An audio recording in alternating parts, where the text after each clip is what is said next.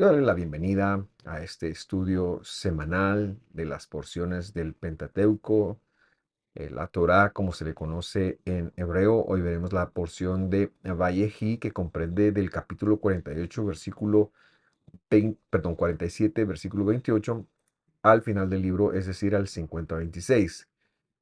Y como siempre es nuestra costumbre, nos gusta celebrar que este día estamos terminando entonces la lectura y el estudio del primer libro de la escritura en su tercer vuelta. Y este año hemos decidido regresar y hacer una revisión minuciosa para, de cara al futuro, empezar un estudio verso a verso, por supuesto, encontrando los temas que la escritura va a entregarnos, pero ya hacerlo de una forma más ordenada. Como repito, este es nuestro tercer año y estamos tan contentos de que así haya, de estar avanzando. Quisiera entonces, eh, en este momento, hacerle una cordial invitación para que se suscriba a nuestro canal de YouTube, si todavía no lo ha hecho, para que se dé una exploración en el mismo, en las playlists, les llaman en inglés, pero listados o listas de reproducción en castellano, y va a encontrar que ya hemos hecho un desarrollo de Gálatas, Marcos, ya 2 años de las porciones semanales y por supuesto también tenemos un desarrollo de los tiempos del Señor que hemos ido estudiando año con año. Vamos entonces a entrar a nuestro estudio de hoy. Hoy queremos tocar el tema la bendición de los gentiles. El año pasado hablábamos de la plenitud de los gentiles, están relacionados, y por ello es que yo quiero hacer una introducción a partir de lo que ya vimos. Establecimos que durante la adopción de sus nietos, Jacob profetiza que Efraín se convertirá en la plenitud de los gentiles. Y es que él se perdería entre las naciones en el año 722, antes del año cero, refiriéndose a las tribus del norte. Es decir, Efraín, ahora que es el primogénito, él va a tomar el papel de las tribus del norte, mientras que Judá toma el papel de las tribus del sur. Y Efraín, que son las 10 tribus del norte, se pierden entonces entre las naciones. También conectábamos hace un año que en el siglo I de nuestra época, el apóstol Santiago, es decir, el hermano del Señor Jacob, su nombre original, interpreta que el regreso de los gentiles a la fe de Israel, que se está viendo en el primer siglo, es el retorno de las ovejas perdidas de la casa de Israel. Y estos gentiles están llegando a la fidelidad en Israel y están entrando por medio del movimiento mesiánico de Jesús. Y para mí, que no tengo ascendencia física de ninguna de las tribus de Israel, esta es una gran noticia porque por medio de la adopción y por medio de la elección entramos a ser pueblo. Regresamos entonces ya para iniciar nuestro tema a hacer la lectura de algunos versos que veíamos el año pasado, pero que queremos darles un matiz distinto. Así que 48:5 de Bereshit, Génesis, nuestro primer libro, dice así: Ahora pues, tus dos hijos que te nacieron en la tierra de Egipto, antes de que yo viniera a ti en Egipto, perdón, son para mí. Efraín en hebreo, y Menashe serán para mí como lo son Rubén y Simeón. Es difícil verlo, pero Jacob está haciendo algo muy importante acá. Él está quitándole la herencia a José y se la está dando a sus hijos. A partir de este momento es responsabilidad de Jacob el proveer la herencia para sus nietos a los cuales está adoptando. El verso 6 sigue diciendo: Pero los hijos que pariste después de ellos serán tuyos. Serán llamados por el nombre de sus hermanos en su heredad. Algunos pueden pensar que debido a lo que Jacob está diciendo acá, José tuvo más hijos. Sin embargo, no encontramos un registro de eso en la escritura. Pero podríamos decir que si los hubiera tenido, hubieran entrado en cualquiera de las dos tribus, ya sea por Efraín o por Manasés. Lo que sí queda claro es que José es alguien que va a heredar doble, lo hará por medio de sus hijos, y esto denota para nosotros la importancia de la escritura, en la escritura que tiene la familia. La herencia que Dios nos ha dado, no podemos dejar que nuestros hijos no conecten que son la simiente bendita, que son parte de la simiente, que han sido escogidos. Ellos deben de cobrar la importancia que esto representa para ellos y mi consejo es que nosotros debiéramos de aplicarlo desde el principio, desde que son muy jóvenes.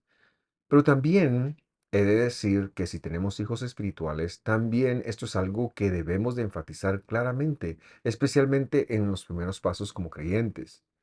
Cuando alguien cree en Jesús como su Salvador y empieza el camino de la fidelidad de Dios, no está entrando a un grupo desconocido, no está entrando meramente a una iglesia local, está siendo incorporado por la elección divina al pueblo de Dios, está siendo heredado, está siendo adoptado por Dios.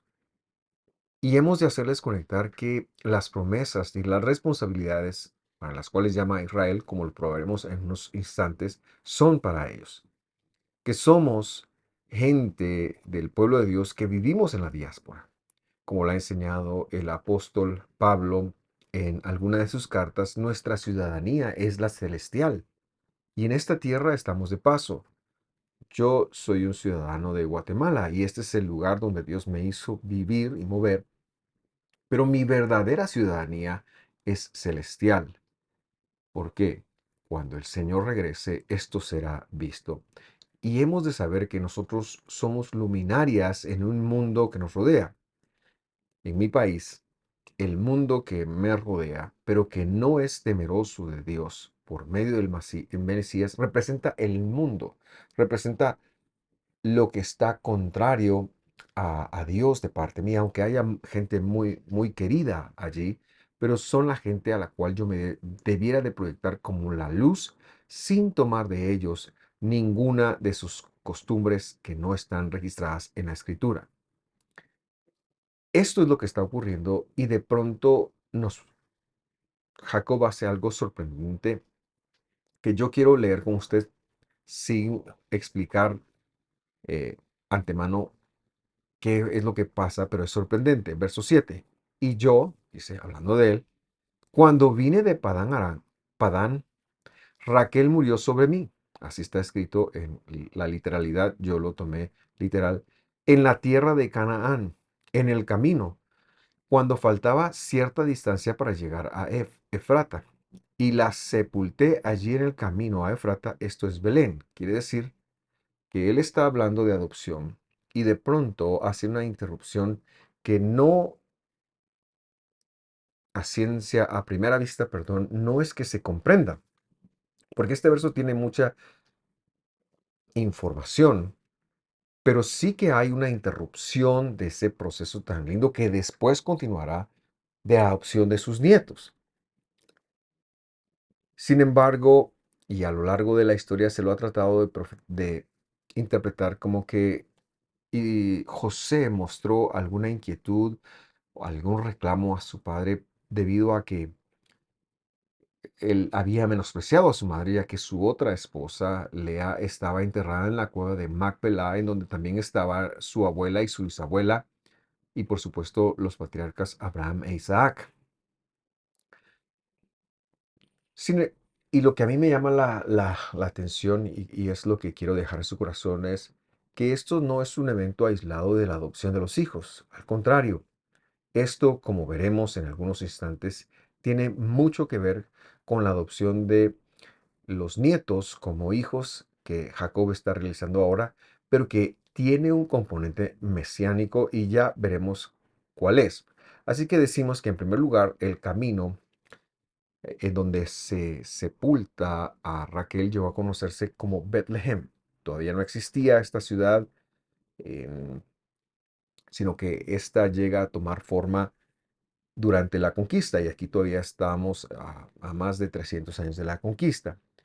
Pero esta ciudad de Belém o Bethlehem, Belén en castellano, era una ciudad muy peculiar porque se encontraba en el territorio benjamínita, pero era habitada por integrantes de la tribu de Judá.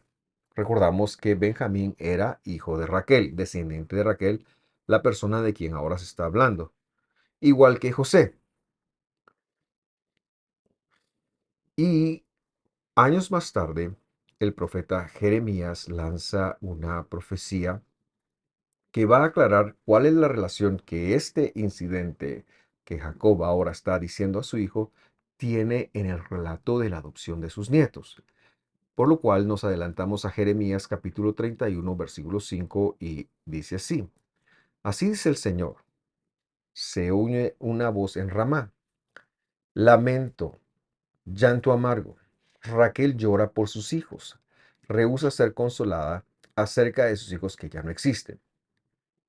Y antes de que pensemos o podamos pensar que desde algún inframundo hay un momento de sufrimiento en el personaje Raquel, decimos que será el Evangelio que se encargue de interpretar qué es lo que quiere decir esto. Y repetimos, aterrizará en un componente mesiánico que está completamente asociado a la adopción de Efraín y Manasé.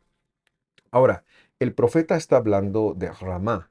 Ramá es un tercer lugar que se encuentra a unos 8 kilómetros al norte de Jerusalén. Mientras que Efrata, perdón, donde muere Raquel, que luego llega a ser conocido como Belén, se encuentra a unos 8 kilómetros al sur. Lo interesante es que esta ciudad de Ramá, en donde se habla la profecía, está en la frontera de Benjamín, el hijo más pequeño de Raquel, el hijo con el cual murió, y Efraín, el descendiente directo de José, hermano de Benjamín, hermano de padre y madre de Benjamín y José, ambos descendientes de Raquel. Y se me hace muy importante que lo coloque ahí porque entonces el profeta está tratando de hacernos una relación. Él está hablando de Ramá, pero años después, el Evangelio viene y nos agrega esta información y vamos a Mateo capítulo 2, versículo 16, pero antes de leerlo decimos que el Evangelio, los libros de lo que se conoce como el Nuevo Testamento, es la revelación de lo que se conoce como el Antiguo Testamento, el Testamento de los Antiguos. Cuando se lo lee con esos ojos, no en ojos de sustitución, sino en ojos de revelación, entonces podemos entender verdaderamente el mensaje del Evangelio. Y ahora sí vamos al versículo 16. Herodes, al verse burlado por los sabios, recordará usted, este es el evento en donde vienen unos sabios del oriente, pasan por Jerusalén para preguntar la directriz, les dicen que es en Belén, y él maliciosamente les dice, averigüen dónde es para que yo también le adore, pero su intención era acabar con cualquier resistencia. Los sabios regresan por otro camino, y esto es lo que está registrando el Evangelio. Dice, al verse burlado por los sabios, se enfureció en gran manera, y mandó a matar a todos los niños que habían en Belén y en todos sus alrededores, de 2 años para abajo, según el tiempo que había averiguado de los sabios. Verso 17. Entonces se cumplió lo que fue dicho por medio del profeta Jeremías, que es lo que acabamos de leer, cuando dijo, así dice el Señor, se oye una voz en Ramá, lamento largo, lamento, llanto amargo. Raquel llora por sus hijos, rehúsa ser consolada acerca de sus hijos que ya no existen. Y lo que yo quiero que usted note es que se toma todo un círculo cuyo epicentro es Jerusalén, que incluye Ramá, pero que lo está hablando en función de Benjamín. Lo que José le está diciendo entonces a su hijo en función de la adopción con sus nietos es que yo enterré a tu madre porque hay un elemento mesiánico que va a pasar en este lugar. El Mesías va a nacer en este lugar. Esta es una voz profética, la que Jacob le está dando a José, de dónde va a ser el lugar del nacimiento, y para ello hace referencia a la muerte de Raquel. Esto no quiere decir que Raquel se encuentre en algún lugar intercediendo, simple y sencillamente es la señal. Y cuando él dice, ella no rehúsa o ella no quiere recibir el consuelo, rehúsa la consolación, se refiere a las madres que están llorando porque un rey maligno, un rey perverso, buscando acabar con la simiente de Dios, buscando acabar con la semilla de Dios, ha matado a muchos niños. Y esto es algo muy lamentable, pero que es parte de la historia como la conocemos. Por lo tanto, no solo Jacob le estaba anunciando a Efraín, Manasés y por supuesto a José, dónde, cómo iba a venir el Mesías, sino también está diciendo, va a haber un componente de mucho dolor. Ahora, regresamos entonces a Bereshit, a Génesis capítulo 48 para seguir con nuestra historia, porque recordará usted que nuestro tema es la bendición de los gentiles. Dice así, cuando Israel vio a los hijos de José, él preguntó, ¿quiénes son estos? Quiere decir que los acaba de ver y luego los deja de reconocer. Pero aquí hay un cambio, y es que todo el capítulo se ha referido al papá de José como Jacob, pero ahora está hablando de Israel. E Israel implica el nombre que Dios le dio y es uno de los nombres de Dios, porque es el nombre del proyecto de Dios, es el nombre del pueblo de Dios, entonces es uno de los nombres de Dios. De hecho, Israel, y lo recordamos porque lo hemos mencionado antes, quiere decir Dios pondrá o Dios dará el rey o el rey será Dios. Y lo que podemos entender es que ahora Jacob está tomando la función profética y lo que va a hacer es parte de la bendición de ellos porque está hablando ya en nombre oficial de Dios. Verso 9 dice, y José respondió a su padre, son mis hijos, los que Dios me ha dado. Tómalos a mí, te ruego, para que yo los bendiga, es decir, para que yo los adopte. Y la escritura, con el bagaje de Raquel, recuerde usted lo que ha pasado con Raquel, hará algo sorprendente. Él se proyectará a la plenitud de los gentiles, que es Efraín, que son los hijos de José, para hacerles ver que un día, al igual que lo seríamos nosotros los gentiles, pero ese día para ellos estaban siendo insertados. Jacob está insertando a la heredad de Israel a estas personas como un día Dios llamará a muchos de entre los gentiles representados en Efraín. Los dos muchachos, que probablemente no conocían la fidelidad de Dios hacia Israel, que eran extraños, que eran extranjeros, todos los demás estaban bajo la sombra de Jacob, habían sido instruidos, pero estos dos muchachos eran extraños. Nunca ellos habían recibido una instrucción de su abuelo, no habían escuchado lo que su abuelo les podía narrar de Abraham, de Isaac, de los patriarcas, de las promesas, etcétera, etcétera. Por decirlo de alguna forma, ellos entonces están representando a todos los gentiles que llegaríamos, me incluyo en esto, sin la conciencia de ser un pueblo genético, sin la conciencia de ser alguien que ha recibido una instrucción de generación, sin la conciencia de ser un pueblo organizado, sino con la conciencia de ser un gentil, porque estos son los primeros dos nacidos en Egipto que empezarían o que entrarían a formar parte del pueblo prototipo, que es una figura de nosotros los gentiles a partir del siglo I. Esta figura es tan icónica como lo fue en el pasado, en el monte Moriah, Abraham con Isaac, en donde Dios le hace vivir a Abraham una experiencia que le demuestra que un día Dios mismo iba a venir a la tierra. ¿Por qué yo hago toda esta elucubración? Me baso en el verbo baraj. Baraj quiere decir bendecir y es la última palabra que habíamos leído en el versículo 9. Para que yo los bendiga, le dice. Ahora, esta palabra suena igual que la palabra rodilla y representa la acción de arrodillarse. Cuando nosotros bendecimos a Dios, es decir, como humanos decimos bendito sea el nombre del Señor, lo nuestro es una acción de rendir pleitesía. Doblamos nuestras rodillas y decimos bendito sea el Señor. Lleno de injertos es Él, lleno de hijos adoptivos. Y yo soy uno de ellos y nos arrodillamos. Todo esto está ligado.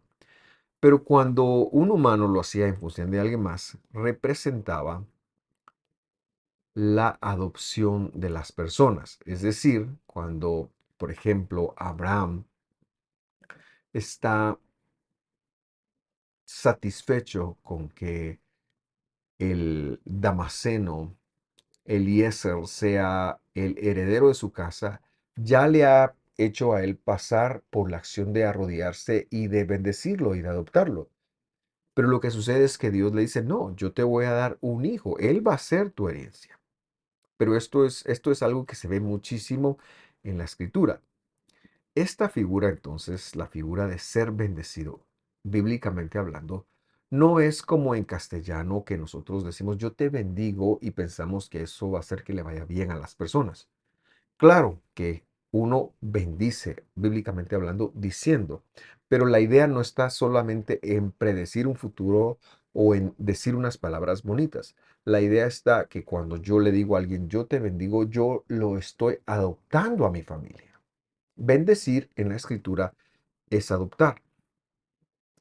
Esto es lo que Jacob está dispuesto a hacer con sus nietos, porque esto les preparará un lugar en el mundo venidero. Él está asegurándose de que ellos sean insertados en la salvación y que junto con el resto de sus hijos crezcan a ser tribus que den testimonio de la inserción, pero también, como lo mencionábamos con el evento de Raquel, también para que sean el prototipo de todos los gentiles que a partir del primer siglo entrarían a formar parte del pueblo.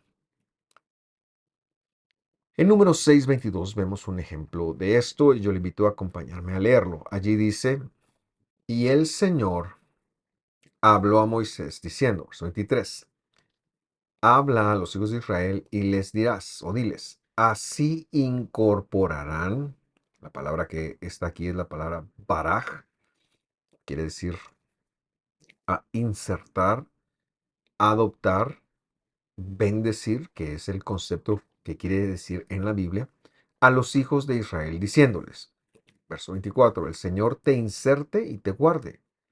El Señor haga resplandecer su rostro sobre ti y tenga de ti misericordia. Verso 26, el Señor alce su rostro y ponga en ti paz. Y versículo 27, y pondrán mi nombre, pero no es cualquier nombre, es el apellido de Dios sobre los hijos de Israel y yo los bendeciré. Eso quiere decir, yo los adoptaré, serán mis hijos, serán mi pueblo. El apellido de Dios es el que se ponía en las personas que se unían a Israel. Esto es la bienvenida a una familia, esto es un acto legal, esto es el darle la bienvenida a alguien al pueblo de Dios, insertarlo y asegurarnos que su nombre sea inscrito en el libro de la vida. Eso es lo que estamos viendo, eso es lo que es la bendición de los gentiles, que Dios está dispuesto a adoptarnos y a hacernos formar parte de su pueblo, parte de lo que Él es, de la herencia de Él, pero por supuesto también de la responsabilidad de Él. Dios está por darnos su apellido y esto es algo que yo celebro con mucho gozo y mucha alegría. Volvemos a la lectura de Génesis capítulo 48 y ahí dice, los ojos de Israel, para retomar la historia, para aterrizarla, estaban tan débiles por la vejez que no podía ver. Entonces José se los acercó y él los besó y los abrazó, se está refiriendo a sus nietos. Verso 11. Israel dijo a José, ver tu rostro no era posible y mira, Dios me ha permitido ver también a tu simiente, es decir, aquellos que van a heredar las promesas, aquellos que de alguna forma tienen que existir por estar involucrados en la historia de la simiente que es el Mesías. Verso 12. José los sacó de entre sus rodillas y se inclinó a tierra. El texto es un poco ambiguo cuando narra esto. Preguntamos de las rodillas de quién. En hebreo no es muy claro. Si se lo saca de las rodillas de José, em, lo que está significando, que es lo que pareciera ser, es que él les está quitando su eh, adopción, su relación de padre espiritualmente hablando, y se lo está cediendo a su padre. Ahora, si Siri estuviera bajo las rodillas de Jacob, que no pareciera ser, lo que está ocurriendo es simple y sencillamente se está creando espacio. Por lo tanto, decimos que José es el que literalmente está entregando los derechos de heredad sobre sus hijos para que puedan ser adoptados como por su padre, ¿verdad? Por supuesto, esto implicaba que también José tendrá un lugar en el mundo venidero. Verso 13. Y los tomó José a ambos, Efraín a su diestra y a la siniestra de Israel, y a Manasés a su siniestra, es decir, a su izquierda, y a la diestra de Israel. Vemos el nombre bíblico de Dios, este es un acto oficial. Y los hizo acercarse a él, es decir, al Israel que en este momento está fungiendo, está actuando en nombre de Dios. Verso 14. Entonces Israel, como que Dios lo estuviera haciendo, extendió su diestra y la puso sobre la cabeza de Efraín, que era el menor, y su siniestra sobre la cabeza de Manasés, haciendo entender a sus manos, aunque Manasés era el primogénito, versículo 15, y bendijo a José y dijo, dos puntos, el Dios en cuya presencia, cuyo rostro, dice literalmente, anduvieron mis padres, Abraham e Isaac, el Dios que mantiene que desde que yo soy hasta este día, note por favor que empieza con José, pero es una referencia a sus hijos. O sea, él empieza bendiciendo a José, pero está hablando de sus hijos realmente. Y buscando y regresando a leer un poquito el versículo 14, haciendo entender a sus manos. Quiere decir que él estaba haciendo esto a propósito. Solo quería aclarar esto en caso hubiera alguna duda. Versículo 16 dice, el ángel del Redentor para mí. Es decir, el ser espiritual que lo ha acompañado, que viene de Dios para él, de todo mal, dice. Bendiga, y yo le coloqué ahí las acepciones de este verbo, adopte e inserte a estos jóvenes. Naarim, dice la palabra, subordinados, y esto es importante porque hasta este momento estos jóvenes todavía responden a la tutela de su padre. Por eso les ha llamado Naarim, porque ahora van a responder a la tutela y guía y tareas de Jacob. Y luego dice, y mi nombre, pero para que nosotros en el siglo XXI lo actualicemos un poquito mejor, yo le he colocado aquí también apellido, sea llamado en ellos. Es decir, su apellido será Israel, porque pertenecerán al pueblo de Dios, estarán insertados, estarán adentro. Y en el nombre de mis padres, Abraham e Isaac, y se multipliquen en gran manera en medio de la tierra. Esta palabra en gran manera es la palabra Daká. Podría haberse hecho de otra manera. Daga una, es un pez femenino eh, con muchos huevos de pez para dar a luz. Y sabemos que los peces se multiplican demasiado. Ese es el deseo que él le está diciendo. Es un pez encinta. Y lo que quiero aterrizar con usted ya con el propósito de terminar es que esta es la bendición de los gentiles, el prototipo de qué seríamos nosotros, que aunque nacimos en Egipto, Dios, y aunque no tengamos una dirección, una conexión con las personas que a lo mejor sí han crecido todo el tiempo escuchando la Biblia o que no vienen, no son descendientes directos de Abraham, pero es que Dios ha decidido en Israel, es decir, en el propósito de Dios, insertarnos a su pueblo, llamarnos a su pueblo y que nosotros seamos partes de ese pueblo. Y esto incluye los beneficios de la vida eterna, que no hay beneficio más grande que este. La vida es el don más preciado. Dios ha pedido que todo se haga en función de la vida. Por eso es que la vida eterna es la promesa más grande en la Escritura. Por lo tanto, cuando se habla de los hijos de Israel, está hablando de la salvación de nosotros. Pero está hablando de que usted y yo, aunque no seamos genéticos, hijos genéticos, descendientes genéticos, estamos contemplados, aunque no seamos genéticos. Entramos por medio de la elección del Mesías, del Redentor, a Él toda la gloria y toda la honra. Somos parte del pueblo, somos parte de Israel. Y yo quería dejarlo eso en su corazón, porque esa es la bendición de nosotros los gentiles. No es de todos, quisiéramos que fuera de todos, pero sí de aquellos a quienes Dios llama. Y aterrizo diciendo que también esto implica la responsabilidad de ser un hijo de Dios, pero esto es un tema para otro día, sin embargo se lo adelanto. Es nuestra responsabilidad adquirir las competencias divinas, las características de Dios, las cuales están en su palabra, especialmente en los primeros 5 libros, revelados en el Evangelio también, para que nosotros, adquiriendo esta vida en el Espíritu, estas competencias, podamos representar a Dios de la mejor manera. Quiero agradecerle por sintonizarme, le envío un fuerte abrazo y como anhelo este tiempo que estudiamos juntos. El próximo estudio,